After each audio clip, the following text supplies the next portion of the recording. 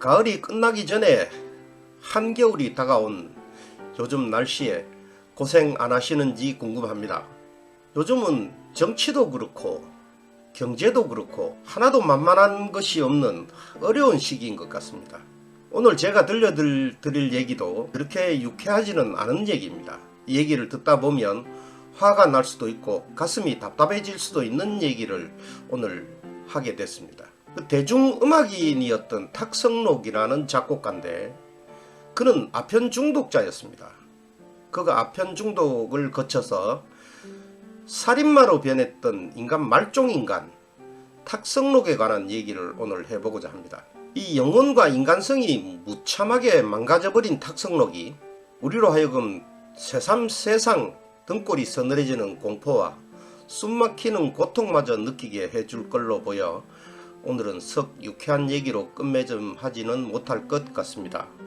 그가 작곡한 노래는 광야의 달밤, 폭우의 회포, 내 갈 길 어디매냐, 정든 폭우, 낙동강의 예상곡, 네온의 파라다이스, 애수의 폭우, 애원의 외쪽길, 유랑의 고개사, 눈물의 항구, 제주도 아가씨, 그리고 자기 고향인 진주, 농계를 뜻한 농계라는 노래도 있습니다. 이렇듯 히트곡은 한 개도 없이 작곡가의 타이틀을 쥐고 있었던 탁성록이 갑자기 1937년 뜬금없이 자신의 목소리로 취입한 음반을 하나 발표를 합니다. 제목은 어두운 세상. 이 노래의 원곡은 글루미 선데이라는 영화의 주제가가 됐던 노래이기도 합니다. 1933년이니 불과 4년 뒤 식민지 조선에서 번안가요가 출연하게 된 것입니다. 하지만 이후에 일어난 여러 일들을 떠올리면 그것은 그다지 축복할 만한 일은 되지 못했습니다. 리갈 레코드 C-412번으로 정식 발표된 이 음반의 가사는 다음과 같습니다.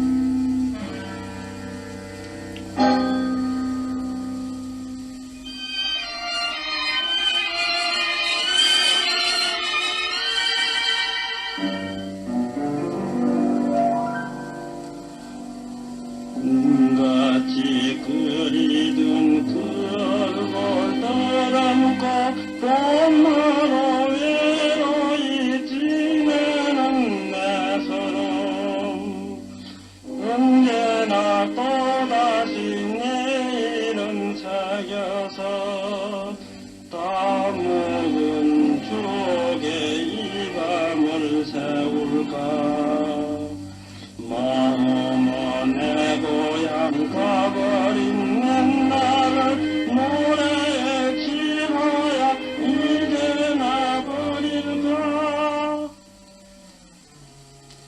내 노래 찾아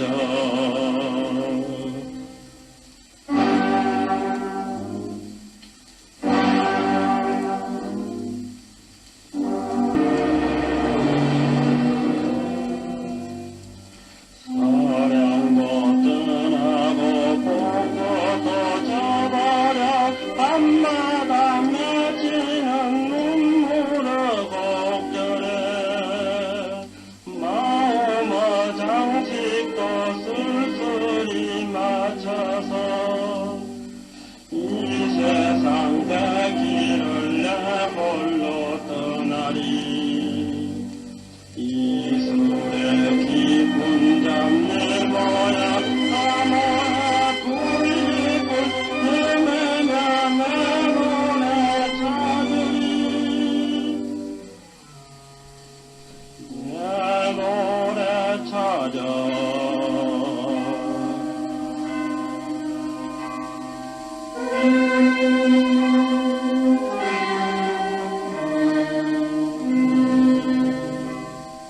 숨가쁜 일제말 흉물스런 작태가 여러 해 동안 이어지던 시기에 탁성록은 마약 중독자로서 아주 비천한 밑바닥 삶을 전전했을 것으로 추정이 됩니다.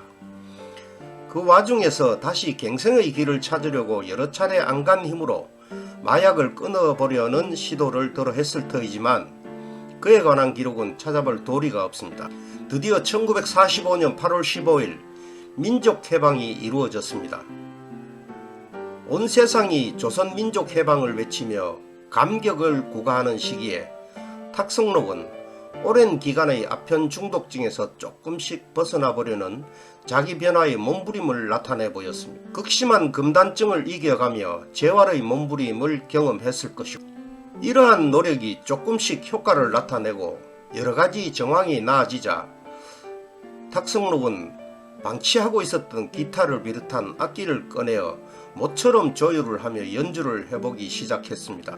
이 무렵 탁성록에게 뜻밖에도 놀라운 제의가 찾아오게 됩니다.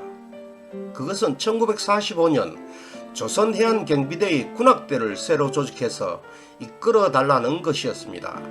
이 같은 부탁은 진주 출신인 항해사 윤지창이 손원일과 협력하여 조선해안경비대의 책임적 일꾼으로 이를 돌보게 되었는데, 군악대 조직이 절실하게 필요해서 고향 후배인 탁성록에게 부탁을 하게 된 것입니다. 이러한 인연으로 탁성록은 자신이 꾸렸던 경음악단 멤버들을 이끌고 조선해안경비대 군악대로 특채되어 들어갔습니다. 탁성록은 조선해안경비대 군악대 창설에 참여한 경력을 바탕으로 이후 국방경비대 장교로 특채가 되었고 군악대장으로 승진하여 활동을 하다가 이어서 국방경비대 제9연대 정보참모로까지 승진을 거듭하게 됩니다. 1930년대 중후반 콜롬비아 레코드사 전속 작곡가 중에서도 전혀 성과를 나타내지 못하고 조직에서 소외되었던 탁성록이 만성적 아편 중독자로 거의 폐인처럼 살다가 다시 재활의 기회를 얻어서 이처럼 완전한 신분 상승으로 새로운 인물이 되니 격변기에 일어나는 여러 일들은 참으로 놀라운 바가 있습니다. 우리는 제주 4.3 진상보고서와 각종 기록에서 탁성록 관련 자료들을 두루 살펴봤습니다. 조선해안경비대 군악대 창설과 군악대장을 지낸 경력으로 국방경비대 대위로 임관되었고, 이후 악명 높은 국방경비대 제9연대 정보참모가 되어서 제주도로 파견되었습니다. 탁성록은 해방 직후 끊었던 아편을 국방경비대 장교로 특채되기 전 다시 시작했다는 사실을 발견합니다. 제주도민의 생사여탈권을 쥐고 있던 막강한 권력을 폭력적으로 남용하여 무수한 양민들이 탁성록이라는 못된 악마에 의해 죽임을 당했던 것입니다. 이 살인적 악행이 모두 마약 중독과 관련되어 있었던 것으로 추정이 됩니다. 아편을 맞아서 기분이 몹시 고양되었을 때는 주로 눈에 띄는 젊은 여성들을 마음대로 끌어다가 강간을 했습니다. 반대로 아편의 약기운이 떨어지기 시작하면 그때 몰려오는 불안감, 불쾌감을 억제하지 못하고 완전히 이성을 상실한 상태에서 제주 도민들을 마구 총살하고 시신을 불태웠던 것이죠. 같이 근무를 했었던 김정무 참모의 얘기 중에 보면 수감자들 중에 얼굴이 하얀 사람이 눈에 띄는 게 있어서 이상하다 싶어 물어봤다고 합니다. 오창흔이라는 의사인데 그가 하는 말은 탁성록 연대 정보참모가 아편 주사를 놓아달라기에 거절했더니 잡아 넣었다고 하는 것입니다. 그래서 김정무 참모도 나도 이북에서 공산당이 싫어 월남해 군대에 들어온 사람이지만 이런 놈은 가만둘 수 없다고 생각이 들어 권총을 들고 탁성록을 찾아가 야, 너 왜 공산당 아닌 사람들을 공산당으로 만드느냐, 이따위로 하면 죽여버리겠다고 하니까 그제서야 석방을 시켰다고 합니다. 오창은 씨는 석방된 후에도 신변의 위협을 느껴 김정무 씨만 따라다니며 군의관이 될 수 있도록 알선해 달라고 부탁을 했다고 합니다. 그래서 함께 서울 육군본부에 가서 의무관에게 부탁했는데 그게 참 잘 안 되었다고 합니다. 그 후 오창은 씨는 겁이 나서 제주도로 가지 못하고 부산에서 오소학과를 차려 운영했다고 합니다.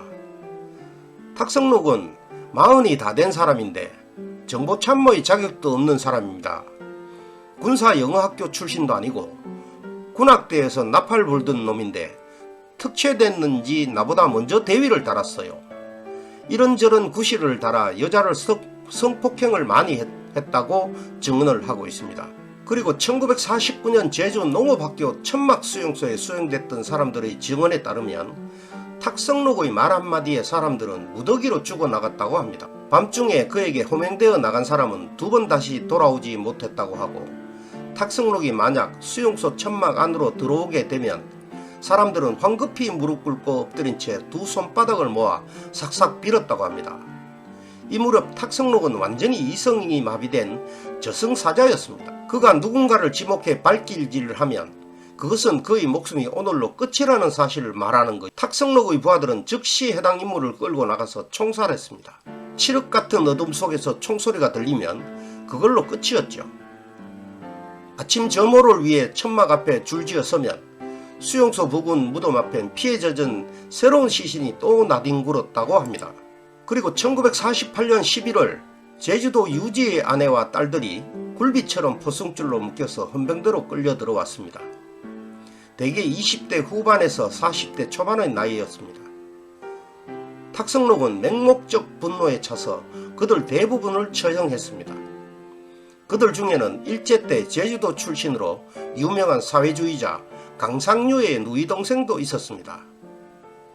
그 여인은 얼굴이 이뻤는데 탁성록이 자신의 숙소로 끌고 가서 여러 차례 강간한 뒤 직접 총살을 했다고 합니다. 탁성록과 관련된 여러 증언의 공통된 점은 자신의 비위에 거슬리면 빨갱이라고 몰아서 죽였고, 혹은 여러 여성을 겁탈했다는 내용이 대부분입니다. 탁성록은 1948년 6월부터 12월까지 불과 6개월 동안 제주도에 머물렀지만 그 짧은 기간에 제주도민에 대한 즉결 총살 혹은 산채로 바다에 빠뜨려 죽이는 수장 등 말로 형언할 수 없는 참혹한 행위를 저질렀다고 기록되어 있습니다. 그런데 아무리 생각해도 이해할 수 없는 것은 제주도에서 그렇게 많은 주민을 학살한 살인마 탁성록이 1941년 가요 제주도 아가씨라는 아름다운 노래를 만든 작곡가였던 사실입니다. 왜 하필 제주도 테마 노래였을까요? 그리고 그는 고향인 진주에 돌아와서 진주에서 또다시 고향 주민들을 학살하는 데 앞장섭니다. 지금은 탁성록이 어떻게 죽었는지를 아는 사람은 아무도 없다고 합니다. 마지막 육군 헌병대에서 그동안 저질렀던 죄들이 드러나 장교에서 해임이 되고 쫓겨난 것은 기록에 남아있지만 어떻게 살다가 마지막을 했는지는 기록에 남아있지 않습니다. 여기에서 우리가 다시 한번 생각해 볼 것은, 우리는 지금 지방의 시의원부터 도의원, 국회의원, 시장, 군수, 대통령, 국회의원까지 선출직 지도자들을 많이 뽑고 있습니다. 근데 우리는 그 선출직 지도자를 뽑아두면 그 지도자가 누군가를 또 데려다가 어떤 자리를 한 자리씩 줍니다. 이게 얼마나 무서운 결과를 나타낼 수 있는가는 해군을 창설하게 된 탁성록의 고향 선배가 음악하는 탁성록만 생각하고 아편 중독자인 탁성록을 예견치 못하고 발탁함으로써 수많은 양민이 마약 중독자에게 피해를 당하고 죽게 되는 엄청난 역사적인 과오를 범하게 된다는 것입니다.